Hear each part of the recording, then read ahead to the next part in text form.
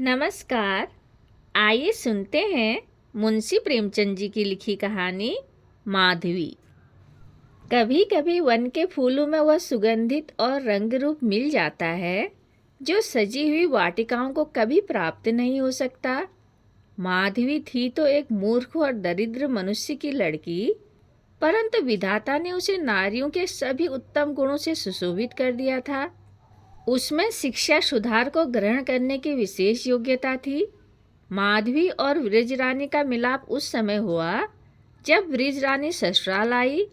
इस भोली भाली कन्या ने उसी समय से वृजरानी के संग असाधारण प्रीति प्रकट करनी आरंभ की।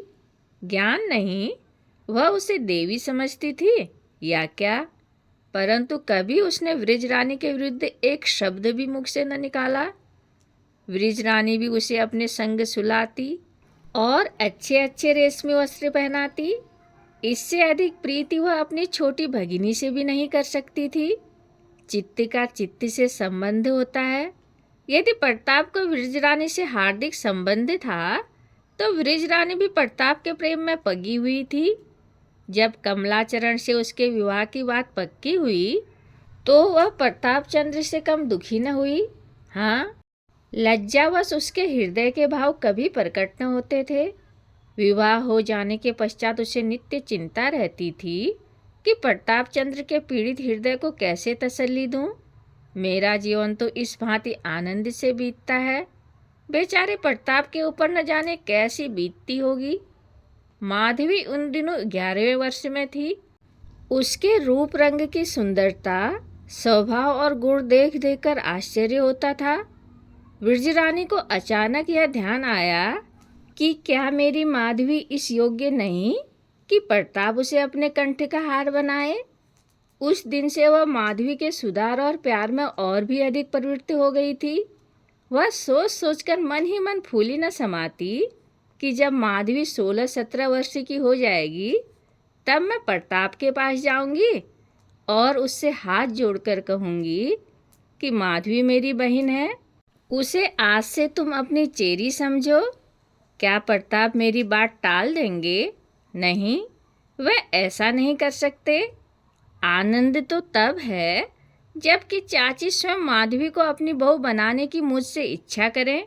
इसी विचार से वृजरानी ने प्रताप चंद्र के प्रशंसनीय गुणों का चित्र माधवी के हृदय में खींचना आरंभ कर दिया था, जिससे कि उसका रोम रोम प्रताप के प्रेम में पक जाए। वह जब प्रताप चंद्र का वर्णन करने लगती तो स्वतः उसके शब्द असामान्य रीति से मधुर और सरस हो जाते। सने सने माधवी का कोमल हृदय प्रेम रस का आस्वादन करने लगा। दर्पण में बाल पड़ गया। भोली माधवी सोचने लगी, मैं कैसी भाग्यवती हूँ, मुझे ऐसे स्वामी मिलेंगे जिनके चरण धोने के योग्य भी मैं नहीं हूँ, परंतु क्या वे मुझे अपनी चेरी बनाएंगे? कुछ तो मैं अवश्य उनकी दासी बनूंगी, और यदि प्रेम में कुछ आकर्षण है तो मैं उन्हें अवश्य अपना बना लूंगी। परंतु उस बेचारी को क्या मालूम था कि ये आशाएं शोक बनकर नेत्रों के मार्ग से बह जाएंगी। उसको 15वां पूरा भी न हुआ था कि वृजरानी पर गृह विनाश की आपत्तियां आ पड़ी। उस आंधी के झोंके ने माधवी की इस कल्पित पुष्प वाटिका का सत्यानाश कर दिया। इसी बीच में प्रताप चंद्र के लोप होने का समाचार मिला। आंधी ने जो कुछ अवशिष्ट रखा था वह भी इस अग्नि ने जलाकर भस्म कर दिया। परंतु मानस कोई वस्तु है तो माधवी प्रताप चंद्र की स्त्री बन चुकी थी। उसने अपना तन और मन उन्हें समर्पण कर दिया। प्रताप को ज्ञान नहीं, परंतु उन्हें ऐसी अमूल्य वस्तु मिली जिसके बराबर संसार में कोई वस्तु नहीं तुल सकती। माधवी ने केवल एक बार प्रताप को देखा था और केवल एक ही बार उनके अमृत वचन सुने थे, पर इसने उस चित्र को और भी उज्जवल कर दिया था जो उसके हृदय पर पहले ही वृजरानी ने खींच रखा था। प्रताप को पता नहीं था, पर माधवी उसकी प्रेमाग्नि में दिन प्रतिदिन घुलती जाती है। उस दिन से कोई ऐसा व्रत नहीं था जो माधवी न रखती हो। और कोई ऐसा देवता नहीं था जिसकी वह पूजा न करती हो। और वह सब इसलिए है कि ईश्वर प्रताप को जहाँ कहीं वे हों कुशल से रखें। इस प्रेम कल्पनाओं ने उस बालिका को और अधिक दृढ़, सुशील और कोमल बना दिया। शायद उसके चित्त ने यह निर्णय कर लिया था कि मेरा विवाह प्रताप चंद्र से हो चुका है। वृजरानी उसकी यह दशा देखती और रोती कि यह आग मेरी ही लगाई हुई है। यह नवकुसुम किसके कंठ का हार बनेगा? यह किसकी होकर रहेगी? हाय रे, जिस चीज को मैंने इतने परिश्रम से अंकुरित किया और मधुशीर से सींचा, उसका फूल इस प्रकार शाखा पर ही कुम्हलाया जाता है। वृजरानी तो भला कविता करने में उलझी रहती, किंतु माधवी को यह संतोष भी न था। उसके प्रेमी और साथी उसके प्रियतम का ध्यान मात्र था, उस प्रियतम का जो उसके लिए सर्वथा अपरिचित था। पर प्रताप के चले जाने के कई मास पीछे एक दिन माधवी ने स्वप्न देखा कि वे सन्यासी हो गए हैं। आज माधवी का अपार प्रेम प्रकट हुआ है। आकाशवाणी सी हो गई कि प्रताप ने अवश्य सन्यास ले लिया। आज से वह भी तपस्विनी बन गई। उसने सुख और विलास की लालसा हृदय से निकाल दी। जब कभी बैठे बैठे माधवी का जी बहुत आकुल होता तो वह प्रताप चंद्र के घर चली जाती। वहाँ उसके चित्त को थोड़ी देर के लिए शांति मिल जाती थी। परंतु जब अंत में बृजरानी के पवित्र और आदर्शों ने जीवन की यह गांठ खोल दी, वे गंगा यमुना की भांति परस्पर गले मिल गईं, तो माधवी का आवागमन भी बढ़ गया। सुआमा के पास दिन दिन भर बैठी रह जाती। इस भवन की एक एक अंगुल पृथ्वी प्रताप का स्मारक थी। इसी आंगन में प्रताप ने काठ के घोड़े दौड़ाए, इसी कुंड में कागज की नावें चलाई थी। नौकरी तो श्यात काल के भंवर में पड़कर डूब गई, परंतु घोड़ा अब भी विद्यमान था। माधवी ने उसकी जर्जर अस्थियों में प्राण डाल दिए और उसे वाटिका में कुंड के किनारे एक पाटल वृक्ष की छाया में बांध दिया। यही भवन प्रताप चंद्र का शयनागार था।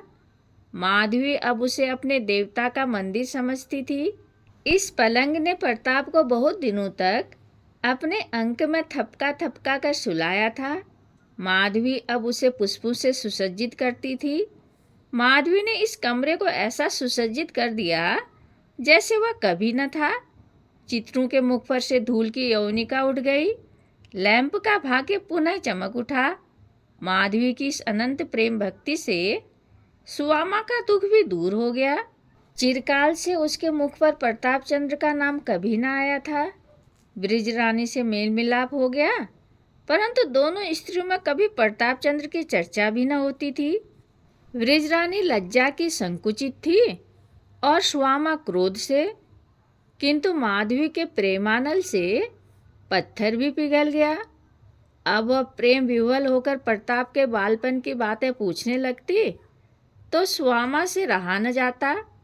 उसकी आंखों में जल भर आता।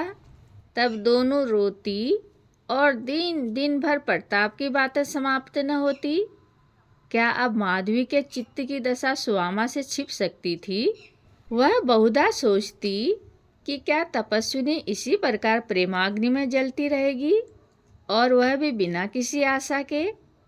एक दिन बृजरानी ने कमला का पैकेट खोला तो पहले ही पृष्ठ पर एक परम प्रतिभापूर्ण चित्र विविध रंगों में दिखाई पड़ा। यह किसी महात्मा का चित्र था। उसे ध्यान आया कि मैंने इस महात्मा को कहीं अवश्य देखा है। सोचते सोचते अकस्मात उसका ध्यान प्रताप चंद्र तक जा पहुंचा। आनंद के उमंग में उछल पड़ी और बोली, माधवी, माधवी, तनिक यहाँ आना। माधवी फूलों की क्यारियां सींच रही थी। उसके चित्त विनोद का आजकल वही कार्य था। वह साड़ी पानी में लथपथ, सिर के बाल बिखरे, माथे पर पसीने के बिंदु और नेत्रों में प्रेम का रस भरे हुए आकर खड़ी हो गई। बृजरानी ने कहा, आ, तुझे एक चित्र दिखाऊं। माधवी ने कहा, किसका चित्र है, देखूं। माधवी ने चित्र को ध्यानपूर्वक देखा। उसकी आंखों में आंसू आ गए। वृजरानी, पहचान गई? माधवी, क्यों? यह स्वरूप तो कई बार स्वप्नों में देख चुकी हूँ। बदन से कांति बरस रही है। वृजरानी, देखो, वृत्तांत भी लिखा है। माधवी ने दूसरा पन्ना उल्टा तो स्वामी बालाजी शीर्षक लेख मिला। थोड़ी देर तक दोनों तन्मय होकर यह लेख पढ़ती रहीं। तब बातचीत होने लगी। वृजरानी, मैं तो प्रथम ही जान गई थी कि उन्होंने अवश्य संन्यास ले लिया होगा। माधवी पृथ्वी की ओर देख रही थी, मुख से कुछ न बोली। वृजरानी, तब में और अब में कितना अंतर है। मुखमंडल में कांति झलक रही है, तब ऐसे सुंदर न थे। माधवी, विरजन, ईश्वर उनकी सहायता करे। बड़ी तपस्या की है। नेत्रों में जल भरकर कैसा संयोग है। हम और वे संग संग खेले, संग संग रहे। आज वे सन्यासी हैं और मैं वियोगिनी। न जाने उन्हें हम लोगों की कुछ सुध भी है या नहीं। जिसने सन्यास ले लिया उसे किसी से क्या मतलब। जब चाची के पास पत्र न लिखा तो भला हमारी सुधि क्या होगी। माधवी, बालकपन में वे कभी योगी योगी खेलते तो मैं मिठाइयों की भिक्षा दिया करती थी। माधवी ने रोते हुए कहा, न जाने कब दर्शन होंगे। कहकर लज्जा से सिर झुका लिया। वृजरानी, शीघ्र ही आएंगे। प्राणनाथ ने यह लेख बहुत सुंदर लिखा है। माधवी, एक एक शब्द से भक्ति टपकती है। विरजन, वक्तृता की कैसी प्रशंसा की है। उनकी वाणी में तो पहले ही जादू था, अब क्या पूछना। प्राणनाथ के चित्त पर जिसकी वाणी का ऐसा प्रभाव हुआ वह समस्त पृथ्वी पर अपना जादू फैला सकता है। माधवी, चलो चाची के यहाँ चलें। विरजन, हाँ, उनका तो ध्यान ही नहीं रहा। देखें क्या कहती हैं। प्रसन्न तो क्या होंगी। माधवी, उनको तो अभिलाषा ही यह थी, प्रसन्न क्यों न होंगी। वृजरानी, चल, माता ऐसा समाचार सुनकर कभी प्रसन्न नहीं हो सकती। दोनों स्त्रियां घर से बाहर निकली। वृजरानी का मुखमंडल मुरझाया हुआ था, पर माधवी का अंग अंग हर्षित हुआ जाता था। कोई उससे पूछे, तेरे चरण अब पृथ्वी पर क्यों नहीं पड़ते। तेरे पीले वदन पर क्यों प्रसन्नता की लाली झलक रही है। तुझे कौन सी संपत्ति मिल गई। तू अब शोकान्वित और उदास क्यों न दिखाई पड़ती। तुझे अपने प्रियतम से मिलने की अब कोई आशा नहीं। तुझ पर प्रेम की दृष्टि कभी नहीं पहुंची। फिर तू क्यों फूली नहीं समाती। उसका उत्तर माधवी देगी, कुछ नहीं। वह सिर झुका लेगी। उसकी आंखें नीचे झुक जाएंगी, जैसे डालियां फूलों के भार से झुक जाती हैं। कदाचित उनसे कुछ अश्रुबिंदु भी टपक पड़े, किंतु उसकी जिह्वा से एक शब्द भी न निकलेगा। माधवी प्रेम के मद में मतवाली है। उसका हृदय प्रेम से उन्मत्त है। उसका प्रेम हाट का सौदा नहीं। उसका प्रेम किसी वस्तु का भूखा नहीं है। वह प्रेम के बदले प्रेम नहीं चाहती। उसे अभिमान है कि ऐसे पवित्र पुरुष की मूर्ति मेरे हृदय में प्रकाशमान है। यह अभिमत उसकी उन्मत्तता का कारण है, उसके प्रेम का पुरस्कार है। दूसरे मास वृजरानी ने बालाजी के स्वागत में एक प्रभावशाली कविता लिखी। यह एक विलक्षण रचना थी। जब वह मुद्रित हुई तो विद्या जगत वृजरानी की काव्य प्रतिभा से परिचित होते हुए भी चमत्कृत हो गया। वह कल्पना रूपी पक्षी जो काव्य गगन में वायुमंडल से भी आगे निकल जाता था, अब की तारा बनकर चमका। एक एक शब्द आकाशवाणी की ज्योति से प्रकाशित था। जिन लोगों ने यह कविता पढ़ी वे बालाजी के भक्त हो गए। कवि वह सपेरा है जिसकी पिटारी में सांपों के स्थान में हृदय बंद होते हैं। कहानी सुनने के लिए धन्यवाद।